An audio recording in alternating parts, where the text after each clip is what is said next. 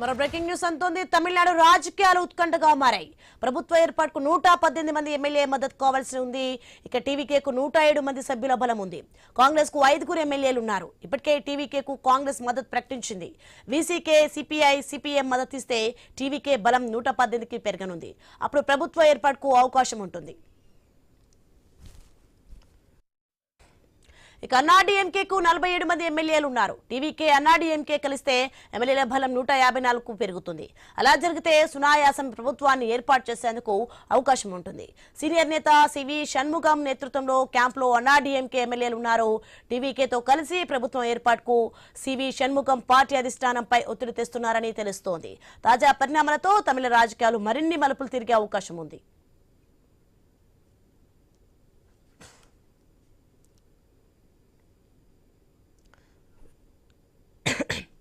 ఇక మరోవైపు విజయ్ భద్రతను ఉన్నతాధికారులు వెనక్కి తీసుకున్నారు. తనకు కేటాయించిన కాన్వాయ్ను విజయ్ వెనక్కి పంపించారు. స్పష్టమైన మెజార్టీ సంఖ్యాబలం వచ్చాకే విజయ్కు ప్రభుత్వ సెక్యూరిటీని మళ్లీ కల్పించే అవకాశం ఉంది.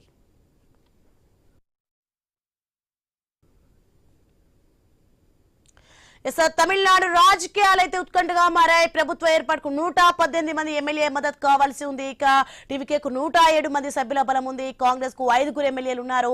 ఇప్పటికే టీవీకేకు కాంగ్రెస్ మద్దతు అయితే ప్రకటించింది. ఇక వీసీకే, సిపిఐ, సిపిఎం మద్దతు ఇస్తే టీవీకే బలం 118కి పెరుగుతుంది. రైట్, ఇక ఇదే అంశానికి సంబంధించి మరింత సమాచారం మా ప్రతినిధి వంశీ అందిస్తారు.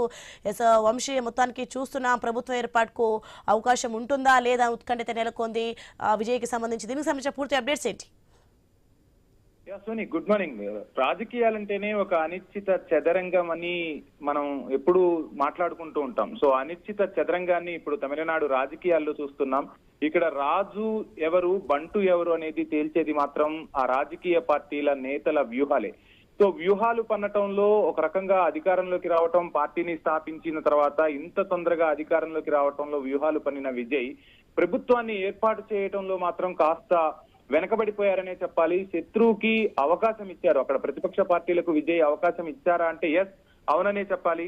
సో ఖచ్చితంగా అంటే 108 సీట్ల దగ్గర ఆగిపోతామన్నప్పుడే ఇటు తన ఎమ్మెల్యేలను కాపాడుకునే ప్రయత్నం చేశారు. కానీ అటు నుంచి వేరే ఎమ్మెల్యేలను లాక్కునే ప్రయత్నాలు చేయటంలో టీవీకే అధినేత సక్సెస్ కాకపోవటం అనేది ఇప్పుడు తమిళనాడు రాజకీయ చదరంగంలో అటు ఎప్పటి నుంచో బద్ధ శత్రువులుగా ఉన్న ద్రవిడ పార్టీలు డిఎంకే, అన్నా డిఎంకేకు ఒక ప్లస్ పాయింట్ అయింది. రెండు కలిసి ఒక రకంగా ప్రభుత్వాన్ని ఏర్పాటు చేయబోతున్నాయా, ఏం జరగబోతుంది అన్న ఉత్కంఠ అయితే కనిపిస్తోంది. ఇక్కడ రెండు అంశాల గురించి మనం మాట్లాడుకోవాల్సి ఉంటుంది. అసలు తమిళనాడు ఈ రాజకీయ చదరంగం ఎక్కడ మలుపు తిరిగిందనే అంశం గురించి ఫస్ట్ మనం మాట్లాడుకునే ప్రయత్నం చేద్దాం సోని.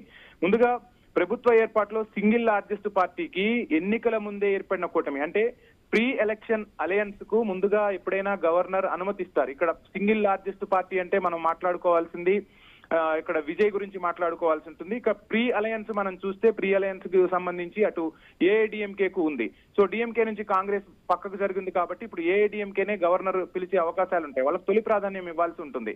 బల సమీకరణలో ఇవి విఫలమైతే ఇక పోస్ట్ ఎలక్షన్ అలయన్స్ కు వెళ్తారు. సో పోస్ట్ ఎలక్షన్ అలయన్స్ అంటే ఎన్నికల ఫలితాల తర్వాత అక్కడ ఉన్న రాజకీయ సమీకరణాలకు సంబంధించి ఆ పోస్ట్ ఎలక్షన్ అలయన్స్ కి సంబంధించి అడుగులు వేస్తాయి రాజకీయ పార్టీలు. గవర్నర్ కూడా ఆ పోస్ట్ ఎలక్షన్ అలయన్స్ కు సంబంధించి కూటమిగా ఏర్పడిన వారి పరిశీలన చేయాల్సి ఉంటుంది. ఇప్పుడు తమిళనాడులో అదే జరగబోతుందంటే ఎస్, అవుననే చెప్పాలి.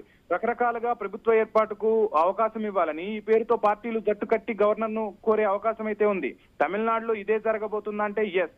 ఇక్కడ ఏ పార్టీలు కలవబోతున్నాయి అనేది మనం మాట్లాడుకుంటే డిఎంకే, అన్నా డిఎంకే, ఇతర పార్టీలన్నీ కలిసి కూటమిగా ఏర్పడి మద్దతు లేఖలతో గవర్నర్ ను కలిసే అవకాశం ఉంది. అయితే ఈ పార్టీల ఉమ్మడి బలం ఎంత అంటే 120కు చేరుకుంటుంది సోని, మొత్తంగా ఆ పార్టీల ఉమ్మడి బలం అనేది. ఇక దీనిపై గవర్నర్ సంతృప్తి చెందితే మాత్రం ఖచ్చితంగా ప్రభుత్వ ఏర్పాటుకు ఆహ్వానిస్తారు. ముఖ్యమంత్రి ప్రమాణ స్వీకారం తర్వాత నిర్దిష్ట గడువులో ఆయన బల నిరూపణ చేసుకోవాల్సి ఉంటుంది. ఆ బల నిరూపణ కూడా ఎలా ఉంటుంది అంటే సభకు ఎంతమంది అయితే హాజరవుతారో ఆ హాజరైన వారిలో కనీసం సగం మంది మద్దతు లభిస్తే చాలు, ఇక ఆ ప్రభుత్వం నిలబడినట్టే, ఆ ప్రభుత్వం గట్టెక్కినట్టే. అదే జరిగితే మాత్రం ఇక్కడ మొదట 2.5 ఏళ్లు ఇప్పుడు మనం అనుకున్న ఊహాగానాల ప్రకారం అన్నా డిఎంకే పాలన సాగితే ఆ తర్వాత డిఎంకే పాలన సాగే అవకాశాలు కనిపిస్తాయి. ఒకసారి సంఖ్యాబలం గురించి కూడా మనం మాట్లాడుకుంటే ఇక మొత్తం 234 స్థానాలున్న తమిళనాడు అసెంబ్లీకి సంబంధించి టీవీకేకి 108 స్థానాలు లభించాయి. డిఎంకే 59 స్థానాలు, అన్నా డిఎంకే 47 స్థానాలు. ఇక కాంగ్రెస్ కు 5 స్థానాలు, పిఎంకే కు 4, ఐఎంయుఎల్ కు 2, సిపిఐ 2, సిపిఎం 2. ఇక్కడ వీసీకే ఇక దోబుచులాడుతుంది. అటు విజయ్ తో జట్టు కట్టాలా ఏంటి అనేది చూస్తున్న పరిస్థితి. వీసీకేకి 2. భారతీయ జనతా పార్టీ కేవలం ఒక్క స్థానాన్ని గెలుచుకుంది, కానీ ఈ రాజకీయ చదరంగం మొత్తాన్ని ఆడిస్తుంది భారతీయ జనతా పార్టీ అని చెప్పి చాలా మంది రాజకీయ విశ్లేషకులు కూడా మాట్లాడుతున్న పరిస్థితి. ఇక డిఎండికే అని ఒక పార్టీ ఉంది సోని, ఆ పార్టీకి 1 సీట్ వచ్చింది. ఏఎంకే అండ్ ఏఎంఎన్ కేజెడ్ అనే ఒక పార్టీ ఉంటుంది, అక్కడ 1 స్థానం వచ్చింది. చిన్న చితకా పార్టీలతో కలిపి ఇప్పుడు డిఎంకే అన్నా డిఎంకే ఏం చేయబోతున్నాయి, విజయ్ ఏం చేయబోతున్నారనేది మాత్రం ఇప్పుడు తమిళనాట ఉత్కంఠ రేపుతున్న పరిస్థితి. సో గెలిచిన గుర్రానికి అందరూ జీవం కడతారు, అదే విధంగా గెలిచిన గుర్రం గురించి మాట్లాడుకుంటూ ఉంటారు. నిన్న మొన్నటి వరకు విజయ్ ని గెలిచిన గుర్రంగానే చూసిన అందరూ కూడా ఈ రోజు విజయ్ వ్యూహాలు ఫాస్ట్ గా అమలు చేయకపోవడంపై రకరకాల అంశాలను తెర మీదకు తీసుకొస్తూ ఉన్నారు. ఇంకా తొందరగా పొత్తు పెట్టుకోవాల్సింది, తొందరగా మేలుకోవాల్సింది, ప్రతిపక్షాలకు అనవసరంగా అవకాశం ఇచ్చారు అని చెప్పి రకరకాల విశ్లేషణలు అయితే వెలువడుతున్నాయి. ఈ రోజు తమిళనాడు రాజకీయాల్లో మాత్రం ఒక బిగ్ డే అవ్వబోతుంది. ఏం జరగబోతుంది ఏంటి అనేది చూడాలి. ఎందుకంటే నిన్న విజయ్ గవర్నర్ ని కలిసిన తర్వాత ముభావంగా బయటకు వచ్చారు. సో నిన్న మొన్నటి వరకు హడావిడి చేసిన అధికార యంత్రాంగం ఇప్పుడు విజయ్ చుట్టూ లేదు. అండ్ ఐ న్యూస్ స్క్రీన్ పై మనం ఎక్స్క్లూజివ్ గా చూసాం. సో విజయ్ గవర్నర్ దగ్గర నుంచి బయటకు వచ్చేటప్పటికే ఆ ప్రోటోకాల్ ఏదైతే ఉందో ఆ ప్రోటోకాల్ మొత్తం కూడా తొలగించారు. తన సొంత సెక్యూరిటీ సిబ్బందితో విజయ్ నిన్న ఇంటికి చేరుకున్న పరిస్థితి. అసలు ఇప్పుడు విజయ్ ఏం చేయబోతున్నారు, ఏం జరగబోతుంది? తమిళనాడులో విజిల్ సౌండ్ ఇచ్చింది, రీసౌండ్ ఇచ్చింది అనుకున్నారు, కానీ 108 దగ్గరే ఆగిపోయింది. ఆ 108లో కూడా 107 అండ్ ప్రొటెం స్పీకర్ గా ఉంటే 106 మంది సంఖ్యాబలమే ఉంటుంది.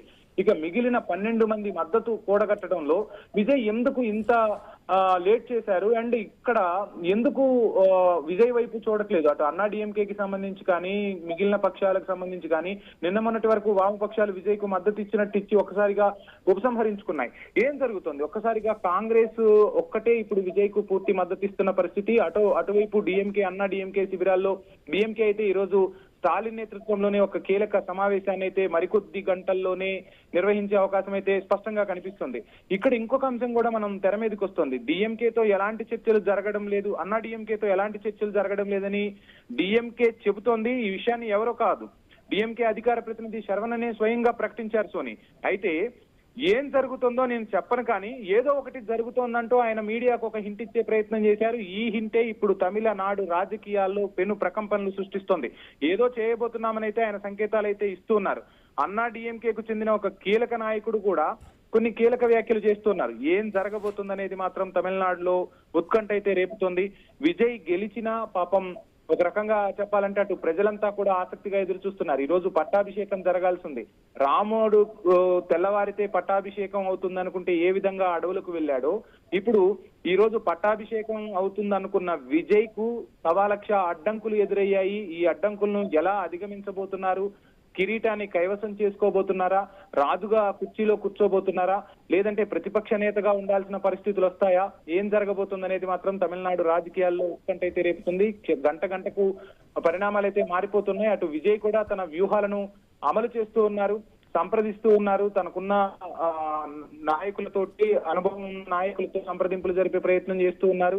ఖచ్చితంగా ప్రభుత్వాన్ని కాపాడుకునే ప్రయత్నం చేయాలని కూడా విజయ్ అనుచరులు, అదే విధంగా విజయ్ రాజకీయ విశ్లేషకులు అయితే పావులు కదుపుతున్న పరిస్థితి. చూద్దాం ఈ రాజకీయ చదరంగంలో ఎవరు పై చేయి సాధించబోతున్నారు, తమిళనాడు పీఠాన్ని ఎవరు దిక్కించుకోబోతున్నారు అనేది మాత్రం వేచి చూడాల్సిన అంశమే సోని.